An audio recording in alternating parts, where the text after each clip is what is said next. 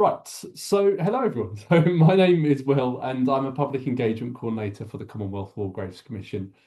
And it's my kind of pleasure and privilege to work for an organisation that's built and continues to maintain and care for the places where many hundreds and thousands of millions of people are commemorated all across the globe that fought during both World Wars. And today, in a rather kind of unique opportunity. I get to combine both the Commission's work with the fantastic artists as witness the Impact of War exhibition at the Russell-Cotes Museum. So really to kind of give a bit of a blow-by-blow of what you'll be listening to for the next sort of 45 minutes.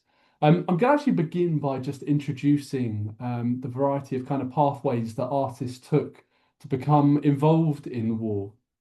I'm then going to kind of follow on to discuss how the war art collection became a feature in the museum. And then for the kind of second half of the presentation, I'm going to be sharing with you some of the art that's displayed within the exhibition, but relate it to the stories of those the Commonwealth War Graves Commission cared for. And hopefully by doing that, you've got an insight into sort of the artist, the artwork, but also into the experience of one of the or just a selection of the millions of people we care for globally. I'll then be finally rounding off the presentation with just a little bit of a discussion on the work we do to maintain and look after these sites and ensure the casualties, essentially our witnesses of war, their legacies and histories are commemorated and never forgotten, just in the way these artists have immortalised aspects of war in their artwork as well.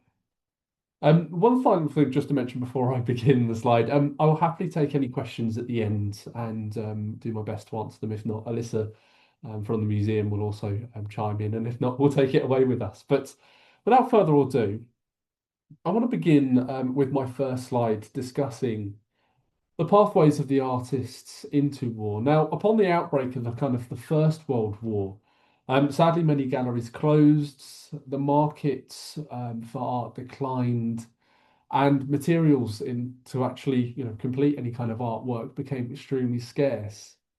Now, obviously, this made life very, very difficult, but as war progressed, there were quite a number of ways that artists became involved, even if they weren't directly serving kind of on the front lines as a soldier, for instance.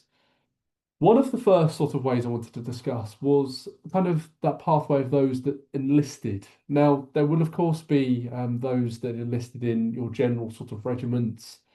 There may be those that were drafted in when conscription came into place. But the more unique side of things is that many joined what was called the Artist Rifles, which was a part of the London Regiment. Now, the regiment was actually formed up of artists, of musicians, of architects, poets, and even sculptors. And it actually included well-known individuals such as the poet Wilfred Owen, the playwright Noel Coward, and even the writer Edward Thomas. They all served within its ranks. Now, I actually thought, as a nice touch to this, I've included a design that actually comes from our CWGC archive of the regimental badge that will appear on the top of a headstone of a casualty that served with the artist rifles. And I thought, it's a rather kind of beautiful, emblematic nod to the variety of roles that they came from, and certainly the trade they came from as well. Now, alongside serving and kind of fighting the regiments, there were also numerous roles where they were actually utilising their skills. Some artists drew maps of German positions, drew technical diagrams, even created models and designs for camouflage to be used on the kind of front lines and in pieces of equipment. Now, there was an individual called Muirhead Bone, and he was actually one of the first official war artists in 1916. And he joined what was then called the War Propaganda Bureau, which was later merged into what was called the Government Department of Information. Now, whilst he served as an official war artist, he was given the rank of honorary second lieutenant and as well had the use of a car and a driver so that he could travel round France and sketch scenes of war. In the space of just 2 months, he actually produced nearly 150 drawings. I actually wanted to include one of the drawings that he did whilst it wasn't on the front lines, It's actually a piece of artwork that features in the exhibition at the museum. It's titled Building Ships, a Fitting Out Basin, and it forms a part of the series he did, which showed Britain's preparation for war and kind of gives an insight. Often, when you picture the First World War, you think of the front lines, the trenches, and the mud, but in some ways, this series actually reflects what was going on to facilitate all of that fighting, the bare basics of building everything that was needed to wage war in all corners of the world. Now, alongside the Department of Information, which were kind of employing official war artists, there was also an organisation called the Women's Work Subcommittee, and they actually appointed the first official woman war artist, a lady called Victoria Monkhouse. Now, women were largely kind of in their minority when it came to war artists, but they actually provided an extremely kind of important alternative perspective on how women were also crucially involved and impacted by war. Now, at the conclusion of the First World War, the IWM, the Imperial War Museum, actually organised an exhibition, and it displayed over 900 works of art produced by over 170 artists. Now, roll on to just 2 decades later, and you've got the outbreak of the Second World War, where artists once again found themselves in a position where galleries were closed. The desire to purchase artwork had completely plummeted, and there was a statistic of 73% of artists becoming unemployed. Now, because of the role they'd had during the First World War, there was a committee established called the War Artists Advisory Committee, and it was actually given a grant of £1,000 from the National Gallery to kind of operate in a very similar way to many artists had done in the previous war.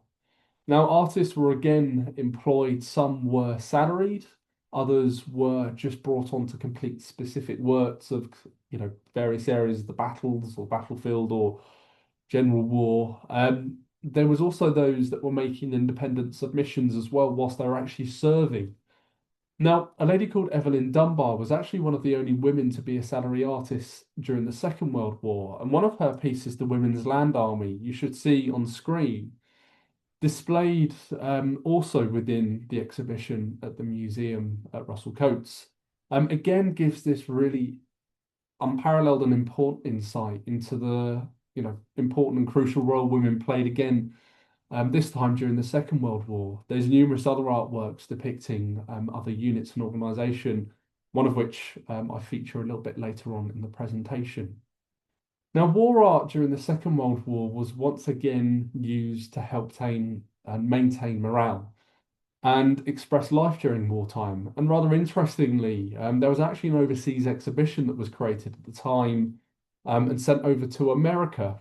And the actual exhibition displayed artworks that were created to show Britain's determination to beat the enemy, but also the efforts of ordinary citizens. And this was all done in an attempt to nudge America out of neutrality, which I thought was a really interesting kind of other way that art was being used, not just to maintain morale, but also in a sort of, I'm going to say, political sense as well. Now, throughout the period of the Second World War, of course, all facets of war were depicted in the artwork produced by the artists. And even at the conclusion of the Second World War, artists still depicted key historic events such as the Nuremberg trials, which followed soon after. And even coming more recently, artists are still involved in documenting conflict and war in more recent conflicts such as Falklands War, Afghanistan, Iraq. And really, the exhibition in the museum reflects this. Now, just to kind of speak on the exhibition, my next slide is actually going to focus on one of the key individuals that kind of facilitated the creation of the War Artists collection at the Russell-Cotes Museum. And really the key individual behind it was one of the curators, a gentleman called Norman Sylvester, who was actually himself a veteran of the First World War. Now, whilst he wasn't on the front lines during the Second World War, which was about the time when he was curator and began this collection, he was still enduring the dangers of the Second World War at the museum, obviously enduring, like many across the UK and across the world, rationing, wartime economy, but also the constant threats of aerial bombardment, which actually became very real in 1941 when the museum was partly hit, which made his work, obviously, just looking after the general collection incredibly challenging. But during his tenure, he kind of moved the collection away from just being the home of Sir Merton and Lady Annie Russell-Cotes to become more of a dynamic institution, but still with kind of a contemporary theme. Now, this led Sylvester to discover a travelling exhibition created by what was called the War Artists Advisory Committee. Now, obviously, I mentioned that in the previous slide, but the committee had actually produced an exhibition that Sylvester was interested in. It was called Naval War Pictures by Official War Artists. Now, rather interestingly, as you'll read on the slide, he actually reached out to Muirhead Bone, who I mentioned a couple of slides ago as one of the key war artists during the First World War. And he gave a rather sort of amusing but very honest statement and remarked that the Victorian art in Russell-Cotes was very bad, and I implore you to put forward something more artistic and worthy of Bournemouth. Now, I'm sure, taking that with a pinch of salt, I doubt very much that's the case in the museum, but kind of rest assured that Sylvester certainly did it from the war artist perspective. He continued to work with the committee, and at the conclusion of the Second World War, um, he managed to acquire more of a collection. It was very, very difficult at the time, and there was lots of sort of red tape that had to go through to acquire the art. But crucially, as you'll see kind of on that final quote, the exhibition will finally contextualize the museum's WAC collection within the wider story of conflict. And that was a statement that was actually features in the catalogue for the exhibition. And it was written by Duncan Walker, who is the current curator at the museum. Now, with that being said, and hopefully having set the scene of the war artists during both World Wars and also the war art that ended up at the museum, I'd like to begin by focusing on some pieces and comparing them, or not comparing them, connecting them to some of the casualties we, the Commonwealth War Graves Commission, cares for. The first individual I'd like to show you or introduce you to is Ernest Proctor. And the artwork you can see on the left-hand side of the screen is Switch Line to Bapaume Road. Now, beginning this sort of with the First World War, Ernest was actually visiting the motor ambulance convoy during the sort of midway through the First World War. Now, they were based out in the Somme, and as you can see, the artwork depicts this desolated and flooded landscape, which is very close to the town of Albert. If you don't know Albert, you may have heard of Arras, which is kind of in the northern France area. And if you don't know Arras, it's if you know Lille, sorry, it's not too far away from there. But this artwork, I think, was incredibly evocative, which was one of the reasons I wanted to include it in the presentation. I also wanted to include it as well because within the exhibition catalogue, there's a rather moving poem that I think really perfectly encapsulates this artwork. It was actually written by a guy called Alec Waugh, and the poem is titled From Albert to Bapaume, and I'm going to read it to you because I feel it kind of encapsulates both the kind of war on the landscape and the experience of the war soldiers living there. And it reads as so: lonely and bare and desolate, stretches of muddy filtered green, a silence half articulate of all those dumb eyes have seen. A bettered trench, a tree with buffs, smutted and black with smoke and fire, a solitary ruined house, a crumpled mass of rusty wire. A scarlet by each ragged fen, long scattered ranks of poppies lay, as though the blood of the dead men had not been wholly washed away. Now, on the other side of the screen, you will see the image of an individual called Eric Milroy. Now, prior to the First World War, Eric was actually a keen sportsman, and he moved on eventually to play rugby for Scotland. Now, just before any kind of match Eric played, his mother would always remind him to keep well back. It was her way of saying, look after yourself, don't get beaten up. Now, on the 13th of July 1916, his battalion was engaged in the Battle of the Somme, which was fought in July of 1916 during the First World War. Now, he would have been familiar with the desolate landscape pictured in this piece, and especially Albert, which was the sort of largest town still remnant on the battlefield. Now, he also would have been familiar with the road that led out of Bapaume, or Albert, to Bapaume, which would have been in the direction of the front lines. Now, he wrote his final letter to his mother when he was fighting on the Somme, and he said, "We're in some slight trouble tomorrow, so I'm just warning you that there's to be no keeping well back then." Now, he wrote that on the 13th of July, and just 5 days later, his battalion were fighting in an area on the Somme called Delville Wood. And on the 18th of July, he was reported missing and sadly presumed dead. Now, of course, his mother would have received this news, but she never left the hope that he might return. And what she did was she left the front light on in the living room, or as some say, a candle as well, just in case he would walk back up that pathway to walk back home into his mum's arms. And she did that until her dying day. Now he's commemorated, you can see on Thiepval Memorial picture just to the right of his profile picture. And his name is amongst another 72,000 individuals. The memorial itself is a very striking one in the middle of the battlefield, and it actually overlooks the Albert Bapaume Road. The next painting, still sticking with the First World War, I'd like to show to you is titled Interior of the Indian Army Pavilion, and it's one that was produced by Charles Henry Harrison Burley. Now, Charles the artist actually studied at Brighton School of Art, and he was best known for his paintings of building in and around Brighton. And his work, as you can see on screen, depicts the extravagantly decorated music room within the Royal Pavilion and in Brighton, which was used by the Indian Army as a hospital during the First World War. And it was actually thought that the exotic interior, inspired by kind of architecture from around the world, would actually help the Indian troops feel more at home whilst they were recovering, which was the kind of one of the reasons it was used as a hospital. Now, alongside the pavilion at Brighton, there were many other hospitals that were used by the Indian Army across the south coast of England. The other couple being the Mont d'Or Hotel in Bournemouth. I believe it's now the civic offices for the council. But also the town of Brockenhurst, a little bit further up the road in the New Forest as well. And all of these sites hosted the Indian Army whilst they were fighting on the Western Front in the early stages of the First World War.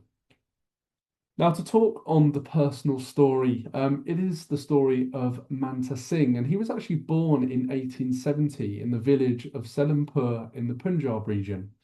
Now, after leaving school, he joined the 15 Ludhiana Sikhs as part of the Indian Army.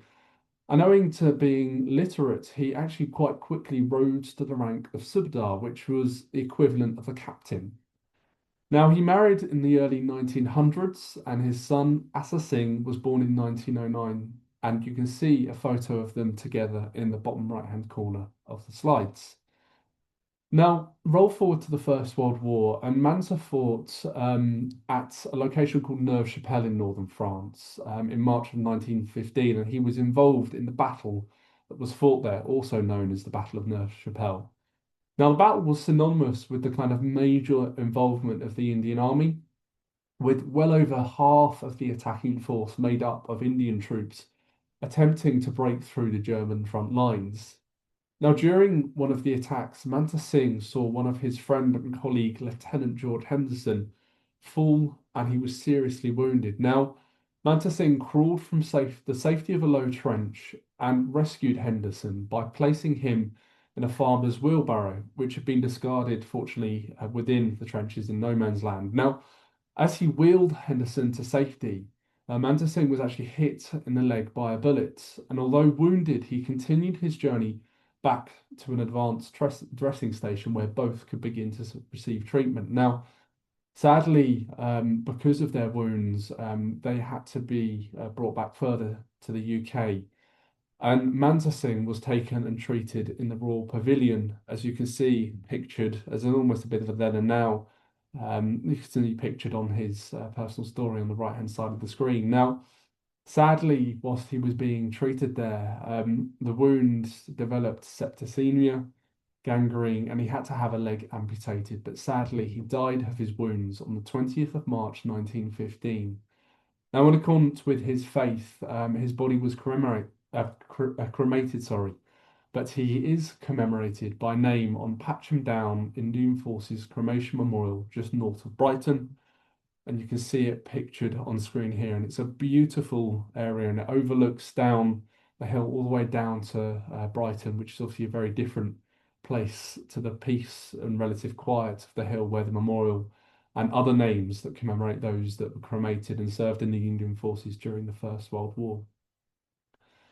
Now, moving on to the Second World War, this piece you can see on the left-hand side screen is titled The ATS on the Beach at Bournemouth, the ATS standing for the Auxiliary Territorial Service.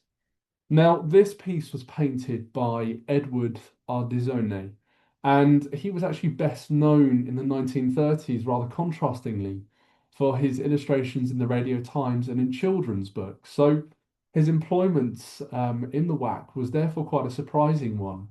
And in addition to becoming actually one of the longest serving artists employed by the War Artists Advisory Committee, he was also one of the first to draw the ATS. Now, the ATS was actually formed in 1938, and it began only with jobs available for women, such as very traditional ones, such as cooks, waitresses, clerks, storewomen, and orderlies. Now, as the Second World War progressed and more men were needed to fight, another kind of well over 100 roles became available to women in the ATS, and this extended to mechanics, drivers, military police, postal workers, and even radar operators, to name a few. By the end of the Second World War, over 250,000 women had served in the ATS all over the world. One of the more famous individuals included the late Queen Elizabeth, and she joined the ATS in 1944 when she turned 18, and she was actually the first female member of the royal family to become a full-time member of the armed services. And it was in this role that she learnt how to drive and maintain vehicles. Now, much like Queen Elizabeth, you can see on the right-hand side of the screen a photo of Enid Lyne.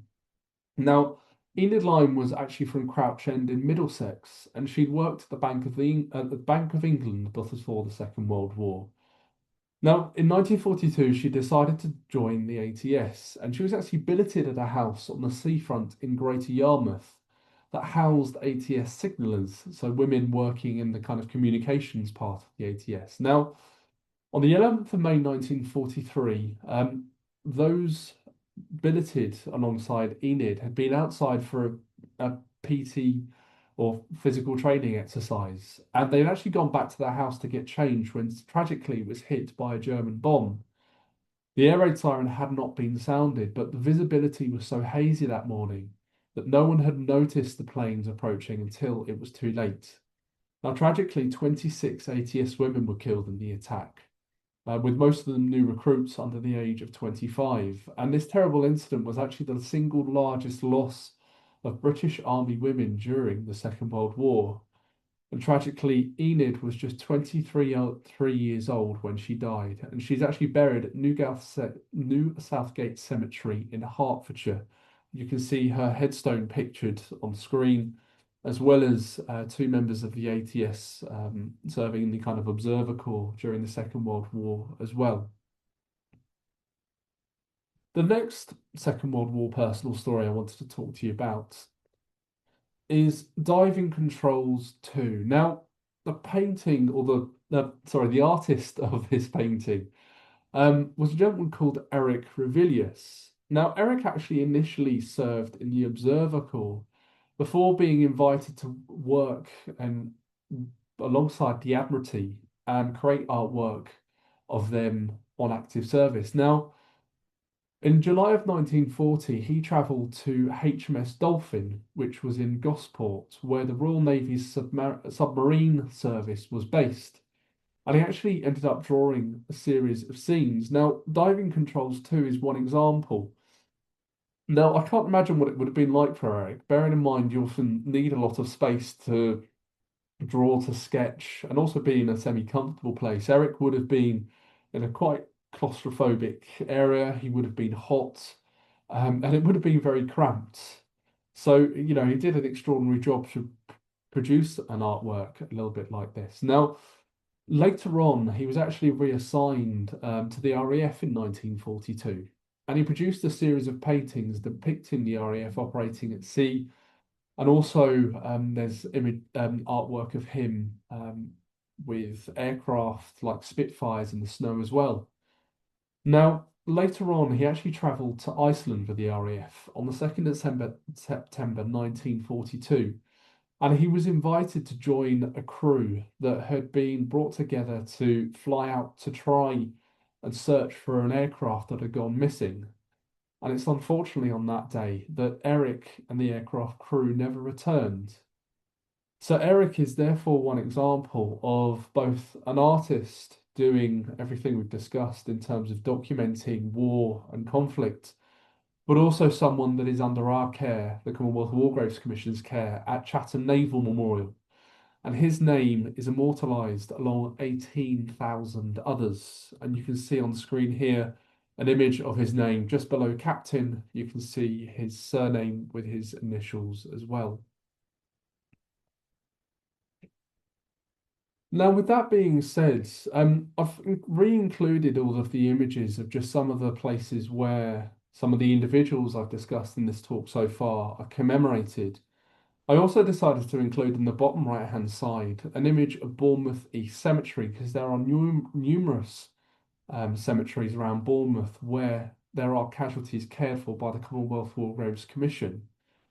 Now, the whole slide itself incorporates different parts of our work to commemorate people all over the world and also very locally here in the UK. And through the next few slides, I'm just going to discuss a little bit more about who we are as an organisation, how we came about, and show you a little bit about where the different places across the world that we operate. Now, I want to begin by discussing our founder, Sir Fabian Ware. He was actually the commander of a British Red Cross unit during the First World War. And it was kind of in this role that he kind of crucially realised how little soldiers were being offered in death. He perhaps also thought about all of the families and the communities that would wonder where their loved ones were buried and commemorated, that were serving in all corners of the globe, in places they may have never even heard of or travelled to. Now, Sir Fabian Ware, in conversations with his superiors, began recording the burial places and locations of those that had sadly passed away on the front lines. It started what was initially named as the Directorate of Graves Registration and Inquiries, and eventually, by Royal Charter in 1917, the Imperial War Graves Commission was established, which would give Sir Fabian Ware the resources to begin ensuring these individuals were properly commemorated, which was an incredibly difficult task in itself, purely from the perspective that if you go to any cemetery local to you, you'll know that everyone has their own way of commemorating their loved one. And therefore, the idea that one organisation would take on how these individuals were commemorated was both incredibly forward-thinking, but also very, very difficult as well. But in order to guide how exactly we were going to go about doing this, there was an individual at the time called Sir Frederick Kenyon. He was the director of the British Museum, and Sir Fabian Ware reached out to him and essentially said, "Could you give us some guidance?" And he produced this blue document, a report that gave us, it's actually quite a lengthy report, but three key founding principles came out of that report. That each of the Commonwealth dead should be commemorated by name on a headstone or memorial. That headstone or memorial should be permanent, and there should be no distinction made on rank, race, creed, or religion, and they should be uniform in nature. These principles gave us the kind of vision to begin understanding how exactly we were going to design these cemeteries, and it involved important architects such as Sir Edward Lutyens. If that name isn't familiar to you, you'll know the Cenotaph in central London, where the King and many other members of the armed forces and many important people parade past every year. Now, Sir Edwin Lutyens designed the Cenotaph. He was also one of our principal architects during kind of the post-World War phases that began where we began designing our spaces and our sites. Now, just to introduce this to you further, there is a video on the screen. This video has atmospheric music. It doesn't have any kind of voices in it, so don't worry if you can't quite hear it properly. But I think it goes some way into just showing you some scenes of our sites around the world, some of my colleagues working in action to maintain them, and also some key stats as well. So do enjoy.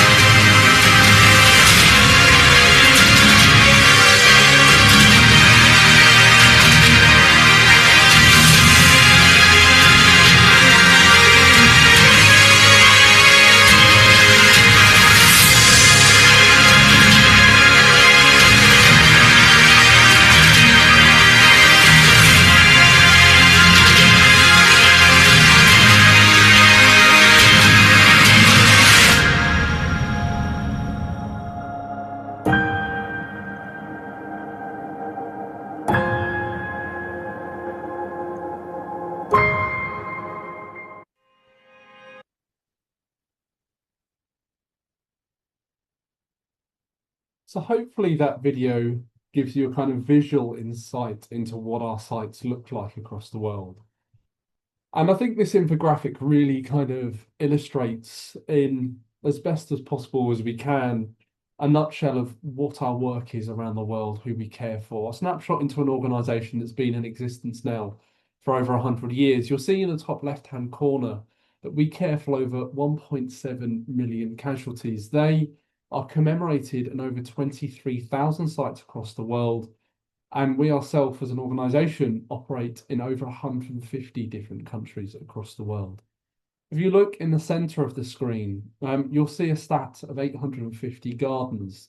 These are gardeners that go around our sites, both here in the UK and across the world, to maintain them, to look after them. It makes us possibly one of the largest horticultural organisations in the world. And just to kind of pick out a couple of other things, you'll see perhaps one of the more impactful stats in the bottom right-hand corner of the youngest casualty that we care for, which was just 14 years old, and the oldest 91 years old. And hopefully, you know, in the personal stories that I spoke about a little bit earlier on in this talk, you get that sense of just the variety and diversity of people we commemorate globally that came from all corners of the world and were involved in all aspects of conflict as war, just as that artwork is immortalising that's displayed in the museum within the Artists at War exhibition. The final thing I'll mention on here is just the scale of the square meters of grass that's cut. Whilst, you know, you may look poorly on your lawn in the back garden and think, what a terrible amount of work to do. Our colleagues cut the equivalent of 13,000 Wembley football stadiums on the Western Front alone, or West Europe alone, every single year. Now, I spoke about that global scale of our work. You can see every blue dot in this map is representative of not only a nation where we commemorate casualties within it, but the size is also the number of casualties that we care for. So the larger the circle, the more casualties. I'll pick out, in fact, hopefully pretty much in the centre of the screen, the UK, and also just below it, France. Now, France, obviously synonymous with the war-torn sites from both world wars. Now, in that one nation alone, we care for 500,000 casualties, which seems like an awful lot. But here in the UK, we care for over 300,000 casualties. These are individuals that either sadly died here in the UK whilst on active service of illness, disease, or maybe even fighting in the skies above us. But it's also those that may have been transported back from the front lines to be cared for in the UK that sadly died as well. But I imagine on this map there are a number of locations across the world that you've maybe visited on holiday. And just for a moment, picture some of those areas. Imagine again what it was like um, to travel to those parts, the kind of environments that you experienced, the weather you endured. Those are all the things that our colleagues have to deal with on a day-to-day basis.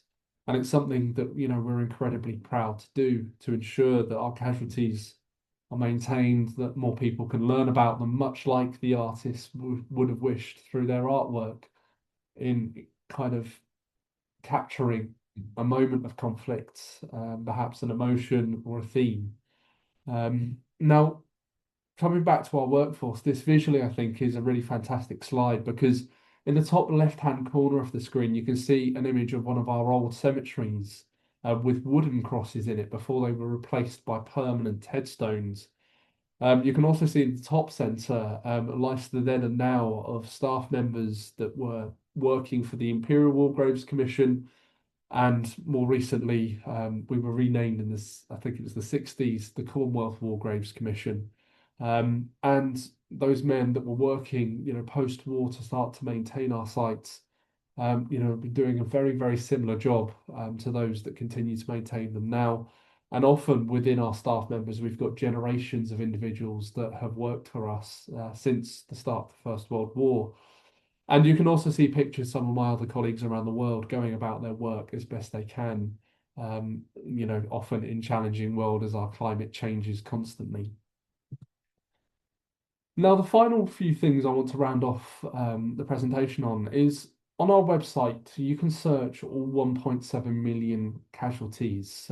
There's a form and you can quite simply put as little or as much information in it, a surname, it could be a regiment you're interested in.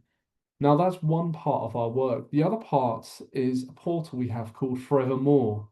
Now, we're trying to gather as many stories as we can about those that we care for.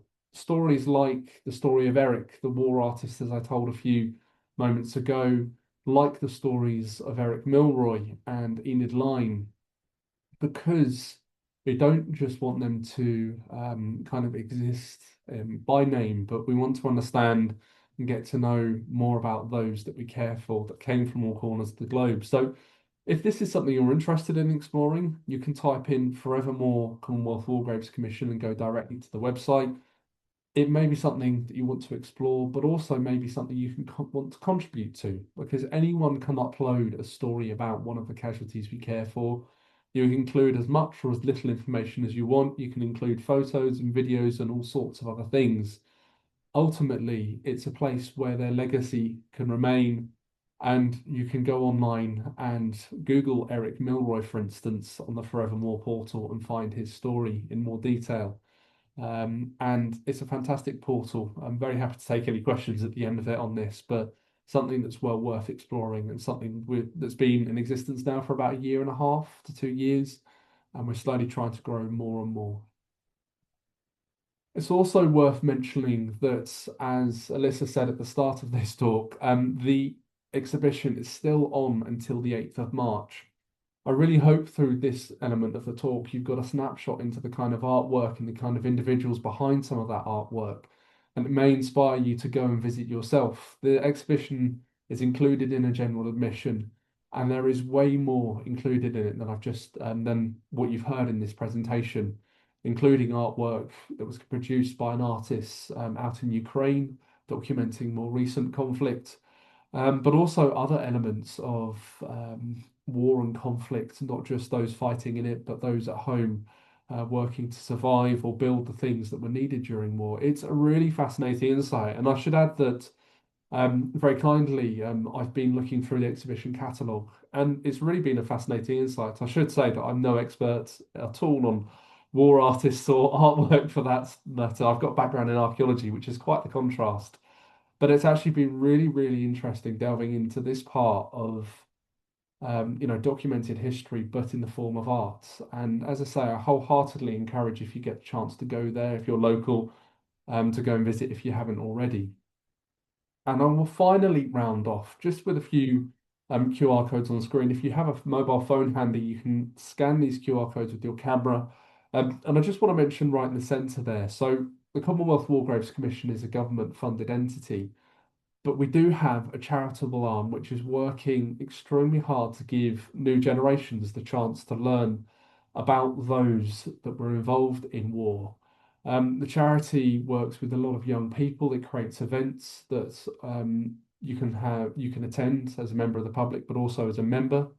And you can go on our website and type in Commonwealth War Graves Foundation and get a sense of the amazing work it does across the UK and increasingly further afield. But it's well worth it. I benefited from the foundation when I actually lived and worked out in France for the Commonwealth War Graves Commission. I actually worked at Thiepval as a guide, telling people the stories of those commemorated there. So it's a really, really worthwhile charity that I'd encourage you to go and have a look at. And if you have any small amount of change to spare, they would be incredibly grateful to receive it.